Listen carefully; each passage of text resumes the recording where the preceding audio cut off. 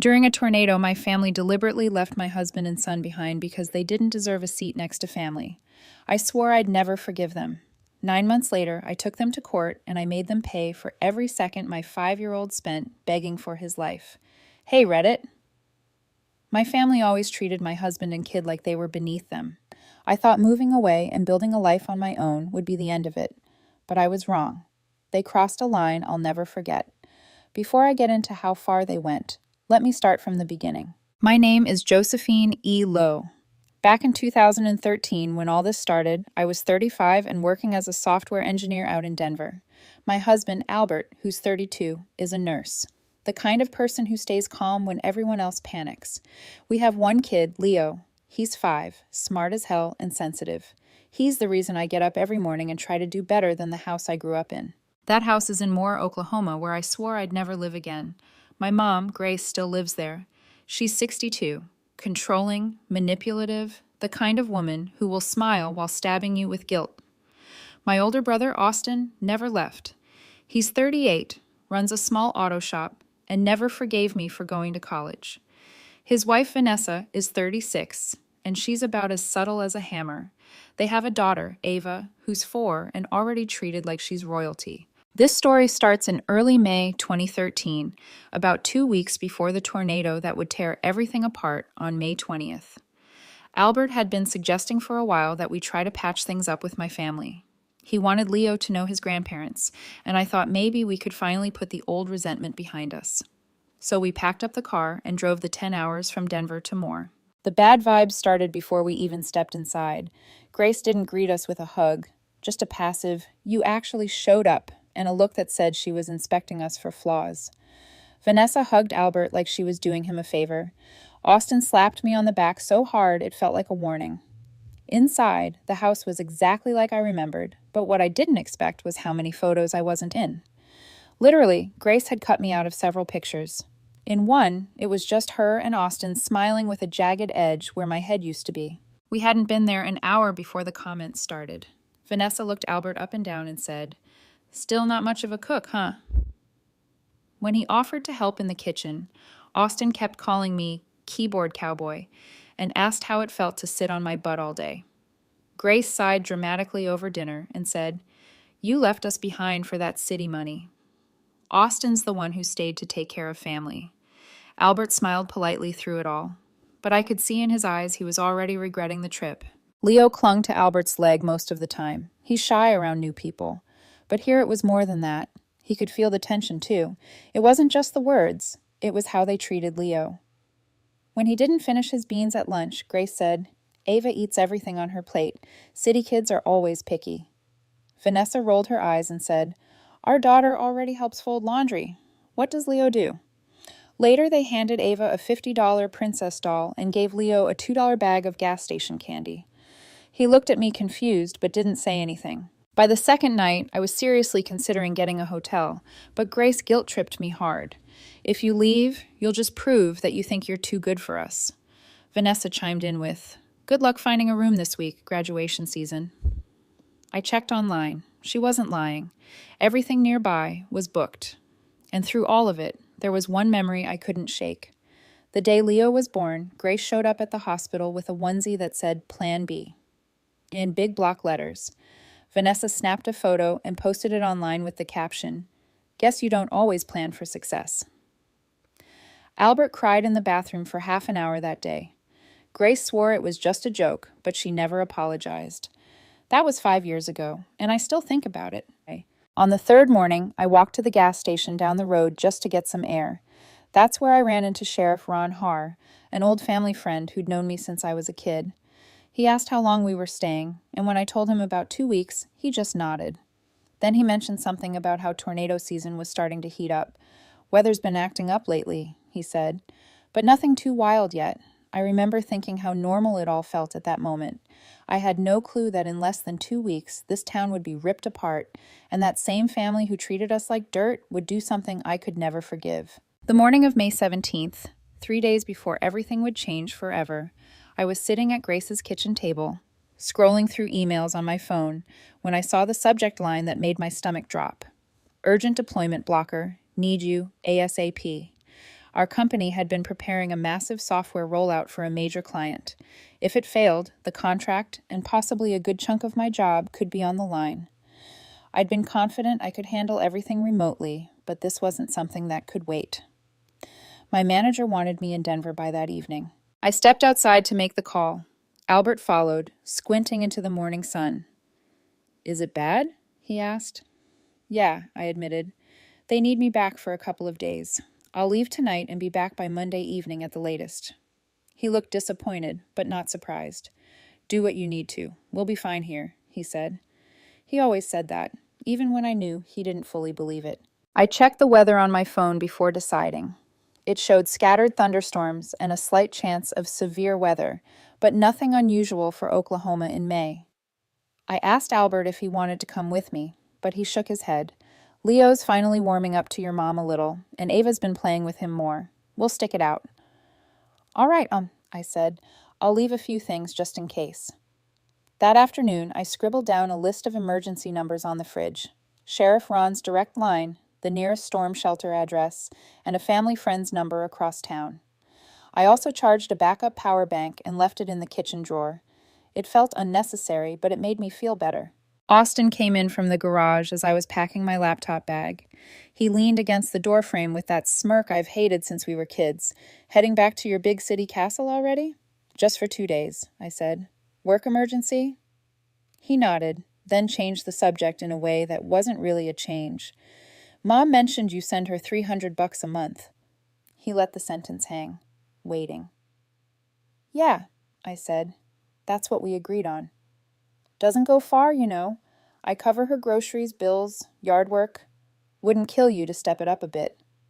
I bit back the first thing that came to mind. "I'll think about it," I said flatly. There was no point in arguing. He didn't care about the money. He just wanted to remind me that he was the one taking care of Grace while I was off making money. Vanessa walked in just in time to throw another jab. "Albert, you don't really cook, do you? I mean real food, not that quinoa stuff." She laughed like she'd told a joke, but Albert's smile didn't reach his eyes. "I cook," Albert said calmly. "I just don't cook the same way you do." Vanessa leaned closer. "That's probably why Leo's so picky. Kids need to be raised with some discipline and structure." I was gripping my laptop bag tighter than I realized. Albert gave me a small shake of the head, his silent way of telling me not to engage. I let it go, even though every part of me wanted to say something. That night, I booked the earliest flight out of Will Rogers Airport in Oklahoma City. Albert drove me there in the old SUV Grace let us borrow. Leo was quiet in the back seat, staring out the window. I turned around and promised him I'd be back in 2 days. "Be good for Dad, all right?" "Okay," he whispered. "Can you come back faster?" I smiled, though it hurt. "I'll try." At the airport, Albert walked me to the security line. "I'll call you if anything happens, Bacon," he said. "Text me updates every few hours if you can." "I will, and don't stress. You'll be fine." I believed him because I needed to. We hugged, and I kissed Leo on the top of his head before walking through the gate. I remember turning back once more and seeing them wave. Albert looked steady and calm, the way he always did when things felt uncertain. The flight was quiet. I landed in Denver around 9 at night and went straight to the office. The next 48 hours were a blur of late nights and problem solving. Every time I checked the weather, it still said the same thing. Scattered storms, maybe a watch or two, nothing I hadn't seen a dozen times before. On May 18th, Albert texted me a picture of Leo and Ava playing with blocks. On May 19th, he said Grace had made Sunday lunch and things were fine. That night, I finished the last of the deployment fixes and started browsing return flights for Monday morning. I couldn't wait to get back. What I didn't know was that while I was packing my laptop bag to go home, the conditions over central Oklahoma were changing faster than anyone expected, and in just 24 hours, everything I thought was fine would become a nightmare. I wasn't in Moore when it happened. I was still in Denver finishing the last pieces of a deployment and planning to fly back that night. Everything I'm about to tell you is what Albert told me later. Some of it over the phone in broken sentences, some of it in the hospital waiting room days later, and some of it months after when he could finally talk about it without shaking. He said the first tornado siren cut through the afternoon like a scream. It wasn't the usual warning. the kind that people in Oklahoma shrug off. This one was long, sharp, and terrifying. Leo ran into the kitchen holding his stuffed dinosaur, eyes wide. "Mom, is it a big one?" he'd asked. "I'm not sure," Albert told him, "but we're going to be ready." He started grabbing whatever he could. Leo's medicine, water bottles, snacks, IDs. He yelled for everyone to get into the bathroom or a closet. The TV was already showing the worst-case scenario, an EF5 tornado heading straight for more. And while he was panicking, Austin and Vanessa were in the garage loading their truck. Albert told me he thought they were preparing to evacuate too until he saw what they were packing. The big flat-screen TV, Vanessa's designer bags, boxes of clothes, even Grace's antique china set. "Are you serious?" he yelled at them. "We have to leave now. This is a confirmed EF5. Austin didn't even look at him. "Calm down," he said. "It's Oklahoma. Warnings happen all the time." "This isn't just a warning," Albert shouted. "It's coming straight for us." "We are going," Vanessa said, slamming the tailgate. "We're taking what matters." "What matters is my son," Albert said. "What matters is your nephew. You can buy another TV." Vanessa rolled her eyes. "You city people panic over everything. That TV cost $2,000. These bags are worth more than your whole wardrobe." Leo was clinging to Albert's leg, crying. "Daddy, I'm scared," he said. Albert promised him they'd be safe. Then he turned back to Austin. "There's space in the truck. Please just let us come with you," he begged. "There's no space," Austin said flatly. "We've got the safe, Mom's stuff, Ava's car seat." "I can hold Leo on my lap," Albert said. "We don't need seats." Vanessa scoffed. "Ava needs her space. She'll scream the whole time if she's crammed in there, and we're not dealing with that." Albert said it was like talking to a wall. Every argument he made was dismissed like he was overreacting. "You're seriously choosing comfort over a 5-year-old's safety?" he asked. "Ava's younger," Vanessa said. "She comes first." Even Grace spoke up then from the doorway. "Albert, you're making this harder than it needs to be. The house has been through storms before. You'll be fine." "Fine?" Albert shouted. "You're leaving us in the path of an EF5 shell." Austin slammed the tailgate closed. "We'll come back in an hour. Roads will be clear by then." "An hour?" Albert said. "There won't be a house in an hour." Neighbors were already peeling out of their driveways. Across the street, Maggie Lang was yelling for her kids to get in the car. A storm-chasing truck barreled past with cameras rolling. The siren screamed again, louder, longer. Albert tried one more time. "Austin, please. I don't care where we sit. I don't care if I'm on the floor. Don't leave us here." Austin wouldn't look at him. "I said we'll be back. Stop acting helpless." Vanessa muttered, "This is why people shouldn't marry outsiders. They don't know how to handle anything." Albert turned to Grace, the woman who had once held Leo as a newborn, and said, "If you leave now, you're leaving your grandson to die." Grace didn't flinch. "You'll be fine," she said again and turned away. Leo started crying harder as they climbed into the truck. "Grandma, wait. Please don't leave me." They didn't even look back. Austin rolled the window down just long enough to yell, "We'll see you soon. Don't do anything stupid," before speeding off down the street. Albert told me he stood there frozen for a second, holding Leo, watching the taillights disappear. The wind had shifted by then, carrying that low, angry roar you only hear before a tornado. The sky was a sick green color. He ran inside and grabbed the cordless phone. 911. Busy. He tried again. Still nothing. His hands were shaking so badly he could barely type, but he managed to send me a text. They left us. He grabbed Leo and went straight to the hallway closet, the most interior spot in the house. No windows, 3 walls between them and the outside. He dragged a mattress off the spare bed and shoved it into the space, stacking couch cushions against the sides. Leo was crying, holding his stuffed dinosaur so tight his knuckles turned white. "Breathe, sweetheart," Albert told him. "We're going to be okay." The power went out. The house fell into a heavy silence. No fridge hum, no AC, just the distant growl of something getting closer. The sound started like thunder, then grew into something else entirely. Deep, mechanical, almost like a freight train. The walls began to shake. Leo screamed, and Albert wrapped himself around him, pressing him down under the mattress. Then the house exploded. The roof tore off first, splinters of wood and insulation raining down. The closet door blew open, slamming into the wall. Windows shattered somewhere down the hall. Wind roared through the house so violently, Albert could barely hear Leo's cries. "Stay down," he shouted over the noise. He used his body as a shield, taking the hits from falling debris and flying drywall. When the worst of the initial hit passed, Albert realized the house wasn't stable. 2 walls were gone. Part of the ceiling hung loose. The rain was coming in sideways now, soaking everything. The water heater had been ripped out of the wall and was lying in the hallway. "We have to get higher," he told Leo. The flood risk was growing and the wind was shifting. "If the rest of the house collapses, we'll be trapped." He boosted Leo up through a jagged hole in the ceiling into what was left of the attic. It wasn't really an attic anymore, just a mess of beams and insulation open to the sky. Albert crawled up after him, using a broken shelf as a ladder. The tornado kept ripping through the neighborhood. The attic floor sagged. Part of the roof tore away, and Albert crawled toward a half-collapsed wall that opened to the outside. He and Leo climbed onto what was left of the roof, sharp, slanted, and dangerous.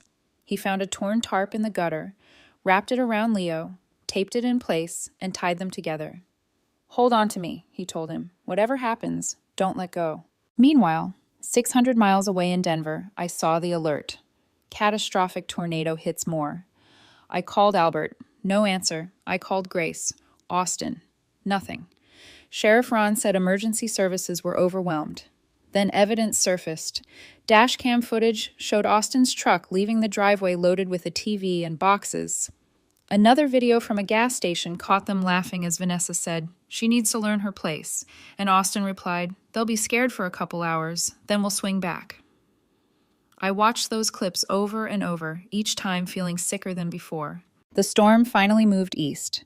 Albert and Leo were still on the roof, clinging to a section of plywood. The house was barely standing. The neighborhood looked unrecognizable. Cars flipped, power poles snapped, trees stripped bare. He said it felt like being on another planet. Leo wasn't talking anymore. His lips had turned pale. His little body was shaking uncontrollably. Albert pressed him against his chest and tried to keep him warm, but his own hands were too numb to feel anything. They were shredded, deep cuts from wood splinters and torn metal flashing. Hours passed. He yelled for help until his voice was gone. And then, when the sun started to set, he saw lights moving through the debris. Volunteers in bright jackets climbing over piles of rubble. One of them, a firefighter from Norman, spotted them waving from what was left of the roof. "We've got survivors," he shouted. They carried Leo down first, wrapping him in thermal blankets and rushing him to an ambulance. Albert followed, his legs barely working. They told him Leo's body temperature was dangerously low. Hypothermia. I got the call from a local volunteer. All he said was, "Your husband and son are alive. They're on the way to OU Medical." It was the first breath I'd taken in hours, but it wasn't relief. Not yet, because alive wasn't the same as safe. And deep down, I already knew this wasn't over. I landed in Oklahoma before dawn. I hadn't slept or eaten. The only thing that mattered was Albert and Leo were alive and heading to OU Medical Center. When I reached the pediatric ICU and saw Leo through the glass, my heart nearly stopped. He was pale, lips still blue, lying under a mess of tubes and wires. A heart monitor beeped softly while warm fluids dripped into his IV. His chest moved so faintly I thought it wasn't moving at all. Albert sat beside him, still in the clothes he'd worn on the roof, hands bandaged and eyes hollow. He didn't say a word when he saw me, just stood and held on tight like letting go would break us. Dr. Sloan Reeves, the pediatric trauma specialist, stepped in. "Your son is stable," he said. But it was close. His body temperature was 88.2 Gfne, severe hypothermia. Another hour and the outcome might have been very different. I nodded, but the words didn't really land. I just stared at Leo's little hands resting on the sheets. They looked too still. "We're warming him slowly," Dr. Reeves continued. "We don't want to shock his system. There's a risk of complications, arrhythmia, organ damage, neurological issues. But so far, we're not seeing signs of permanent damage. He's a strong kid." Albert finally spoke, his voice small. "He wasn't responding on the roof. I thought I lost him." Dr. Reeves rested a hand on his shoulder. "You saved his life. You kept him above the water. You got him to the roof. Without that, we wouldn't be here. Later that morning, Sheriff Ron Harland came by the hospital. He looked exhausted. I'm sure he'd been working nonstop since the tornado hit, but he was direct. I talked to Austin and Vanessa, he said. Their story doesn't add up. They're telling people they tried to come back, but the roads were blocked. But according to multiple witnesses, they left at least 30 minutes before the worst of it hit. They had time. He took out his notebook. Also, a neighbor, Maggie Lang, turned over video from her doorbell cam. It shows the argument in the driveway, clear as day. Storm chaser Laura Jimenez has dash cam footage of them driving off with a truck full of stuff. Timestamp proves they left early. And then there's the gas station video. A customer at the Valero caught them on camera after they left, laughing and talking about how you and Leo needed to be scared. Full audio. I clenched my fists so tight I felt my nails cut into my palms. Albert sat quietly, staring at the floor. Josephine, Ron said carefully, you've got enough here to press charges if you want to. It's not just negligence. It's reckless endangerment. Child endangerment, too. Albert looked up at me then, and I'll never forget his eyes. Tired, broken, but still full of fight. Please, he said. I already planned to, I answered. That afternoon, Albert told me everything he hadn't said over the phone, every detail of what happened after they left. He described the way Vanessa laughed while loading handbags into the truck, the way Grace said, "You'll be fine," and turned away, the way Leo begged his grandmother not to leave him. He told me about the house ripping apart, about crawling into the attic, about duct taping a tarp to his body so Leo wouldn't blow away, about watching Leo's lips turn blue and thinking he was holding his dead son in his arms. I didn't interrupt. I just listened, because every word needed to be said and remembered. When he was done, I stepped out into the hallway and made a call to Harper Quinn, a lawyer I'd worked with once in Denver. I explained what happened, what evidence we had, and what the sheriff had told us. Harper didn't hesitate. That's enough for a civil suit, she said, and possibly criminal charges if the DA wants to pursue them.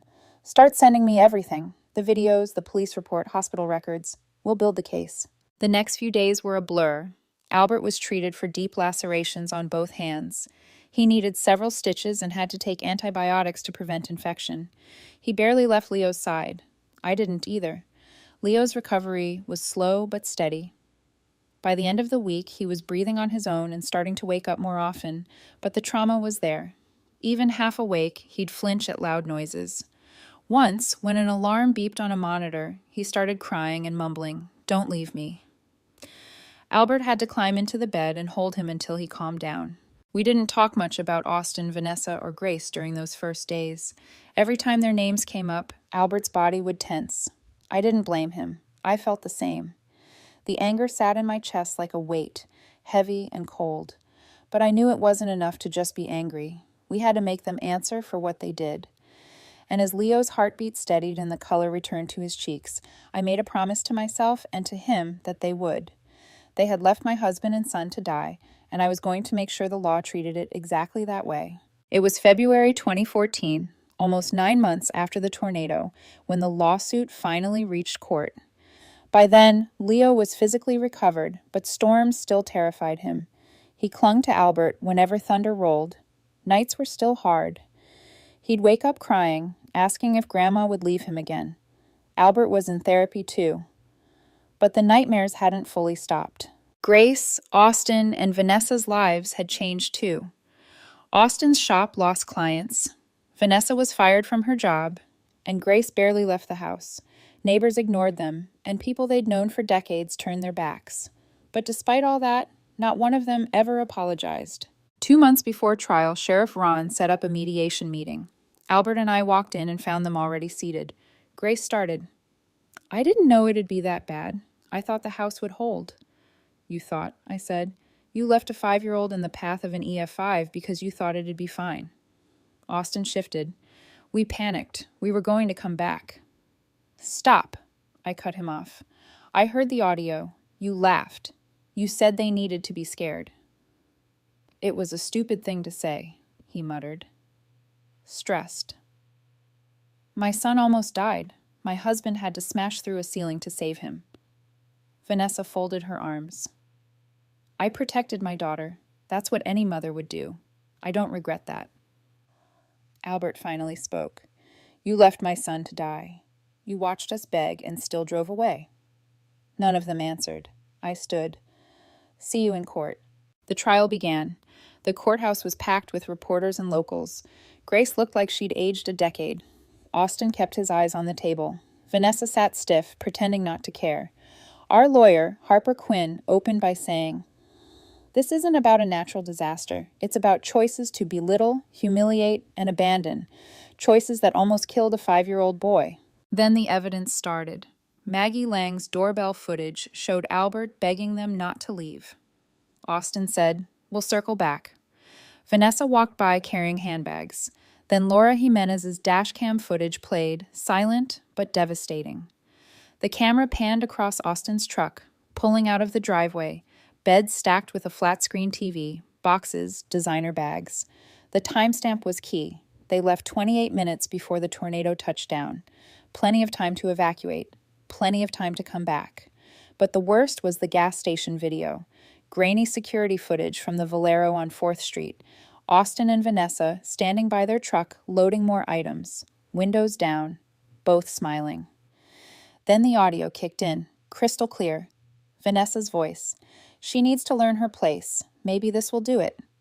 Austin laughing. "They'll be scared for a couple hours. Then we'll swing back." The courtroom went dead silent. Sheriff Ron testified that evacuation routes stayed open for 45 minutes. They had time, he said. They just didn't go back. Dr. Sloan Reeves described Leo's hypothermia and how close he came to dying. 2 more hours, he said, and we'd likely be talking about a funeral. Albert's testimony was the hardest. He described the roof tearing off the attic, taping a tarp around Leo, and holding him as his body went limp. When Harper asked what Leo said afterward, Albert whispered, "He asked if Grandma didn't love him anymore." Jurors wiped their eyes. The defense tried to minimize everything. Austin said he panicked. Grace claimed she trusted the house. Vanessa said she did what any mother would do. None of them apologized. The jury deliberated for less than 3 hours. The verdict: Austin and Vanessa were liable for reckless endangerment, child endangerment, and intentional infliction of emotional distress. Grace was liable for reckless endangerment.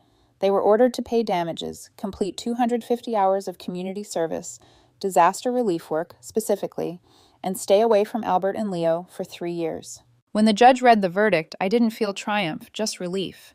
For months, we'd carried anger and betrayal with us. The ruling didn't erase what happened, but it proved it mattered. It wasn't just family drama, it was wrong, and now it was recognized as such. We walked out of that courtroom, hand in hand. Reporters shouted questions. Cameras flashed, but I barely noticed. For the first time since that day in May, it felt like we had taken something back. Not revenge, not closure, but the certainty that what they did would never be forgotten or dismissed. Oh, and I stopped sending Grace that $300 a month the day I landed in Oklahoma. Austin could cover her bills now. I was done paying into a family that tried to kill mine. It's been a little over 2 years since the trial ended, and life looks very different now. We're still in Denver, still in the same little house with the maple tree out front. But the people inside that house, especially Leo, aren't the same as they were before that tornado. He's 7 now. He's in 2nd grade, obsessed with dinosaurs and space, and can read anything you put in front of him. But the storm still lives in him, even if he doesn't talk about it much. When the weather sirens go off for tests on the first Wednesday of the month, he freezes just for a second, then goes right back to whatever he's doing. Progress, his therapist calls it. Small, steady progress. Albert still has nightmares sometimes. I do too. But we've built something stable, something safe. And even though we don't talk about May 20th, 2013 every day, it's always there, a quiet shadow behind everything we do. Then one afternoon, a number from Oklahoma popped up on my phone. It was Dr. Halverson, Grace's doctor. His voice was gentle. "Josephine, I think you should know. Your mother doesn't have much time. The cancer spread to her liver and bones. Weeks, maybe a couple of months. She's asked if she can see you and Leo one last time." I just sat there staring at the wall. Part of me wanted to hang up and never think about it again. Another part of me, the part that had been a daughter once, knew I couldn't ignore it. That night, I told Albert. He was quiet for a long time. Do you want to go? He asked. Technically, the restraining order was still in effect. We had about 6 months left on it, but I wasn't about to let a piece of paper stop my son from saying goodbye if he chose to. I'd deal with the legal fallout if it came to that. It never did. I think I need to, I said. Not for her, for Leo. Albert's eyes were wet when he finally answered. I can't go. I'm not ready to see her, not after everything. I understand, I said. And I did. I would never ask him to carry that weight again. We booked flights the next day. Leo was quiet when I told him where we were going. Are we going to Grandma's house? He asked. No, I said. She's in a hospital now. She's sick. She wants to see us. He looked down at his hands. Does she still not like me? The question hit harder than I expected. I think she wants to tell you she's sorry, I said, and maybe you can tell her how you feel too. A week later, we walked into a hospice room in Moore. Grace was barely recognizable. Her hair was completely white, her face thin and pale. When she saw us, tears started rolling down her cheeks. Leo, she whispered, voice trembling. I'm so sorry. I'm so sorry. Leo stayed behind my leg, holding on tight. I knelt down next to him. It's okay, buddy.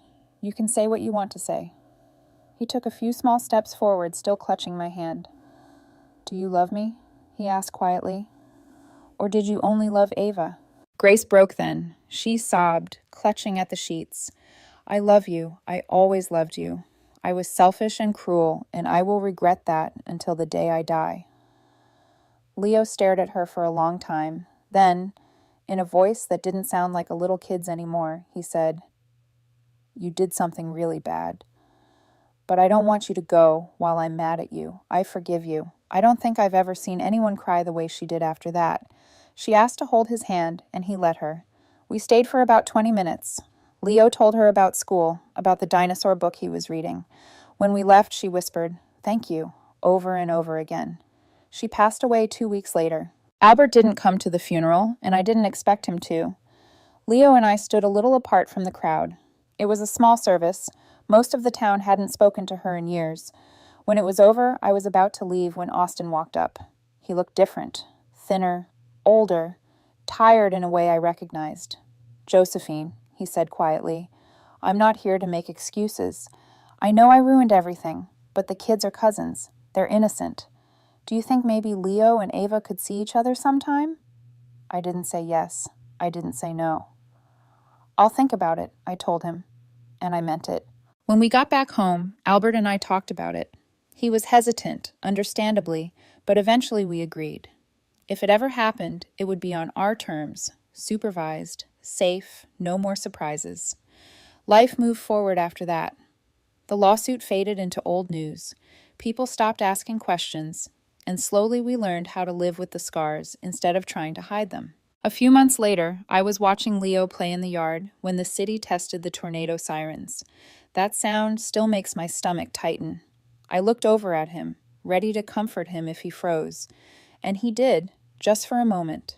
He stopped, looked up at the sky, then went back to kicking his soccer ball like nothing had happened. That's when it hit me. Forgiveness doesn't mean forgetting. It doesn't mean trust magically returns or that the pain disappears. It means choosing not to let the worst parts of your past control the rest of your life. Maybe someday Leo and Ava will meet again. Maybe they'll build a new kind of bond. Maybe they won't. I'm okay either way, as long as my son knows this one truth. The truth I wish I'd learned sooner. Family isn't the people who share your blood. It's the ones who stay when the sky turns black.